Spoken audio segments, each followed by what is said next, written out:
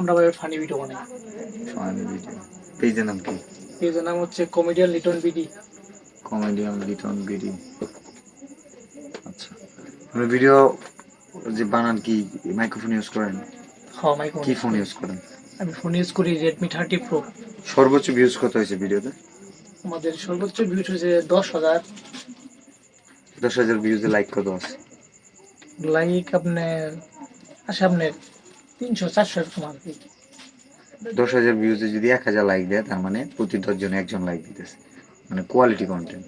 আমরা অনেক সময় খালি ভিউজ দেখি কত, কিন্তু দেখতে পাবো কত মানুষ লাইক করলো, কত মানুষ কমেন্টস করলো। কমেন্টস যত বেশি আসবো, মনে ওই কাজটার প্রতি ইন্টারেস্টের আগ্রহ বেশি মানুষ। তো সাপোর্ট বলতে ভালো কন্টেন্টের উপরে কিছুই নেই। আমরা কিন্তু কাউকে মানে সাপোর্ট করিও নাই, সাপোর্ট আবার চাইও নাই, কিন্তু তারপরে মানুষ ভালোবাসে কেন?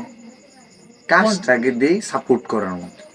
আপনি যখন ভালো কাজ করবেন সাপোর্ট করার মতো, অবশ্যই ওই কাজের ভ্যালু আছে। মানে এখানে কোনো ম্যাজিক নাই যে মনে হয় উনি পিচ চালায়, উনি এমন কিছু জানে আমি জানি না। দেখেন আমাদের ভিডিও ক্লিয়ার। এখন আমি যদি নর্মাল ফোন দিয়ে ভিডিও করি, ক্লিয়ার থাকবে না। এখানে আমি যতই মেধা থাকুক আমার, আমি ক্লিয়ার দিতে পারবো? না না। কারণ রেজুলেশনের সাথে তো মেধার সম্পর্ক না। হ্যাঁ, তখন হয়তো কতটুকু সুন্দর করে ধরলে ক্লিয়ার দেখা যাবে কোন জায়গায়, কিন্তু আগে ভালো ক্যামেরা লাগবে, তারপরে কথা ক্লিয়ার বোঝানোর জন্য মাইক্রোফোন লাগবে না? হ্যাঁ।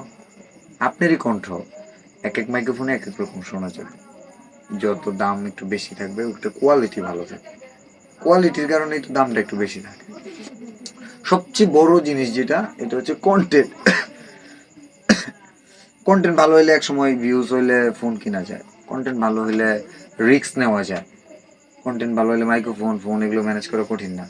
এক সময় এই কন্টেন্টের থেকে যে ইনকাম ওই টাকা দিয়ে কিনা যায়, কিন্তু কন্টেন্টটা দামি জিনিস, ওইটা সহজে পাওয়া যায় না, সেটার জন্য মেধা খাটাতে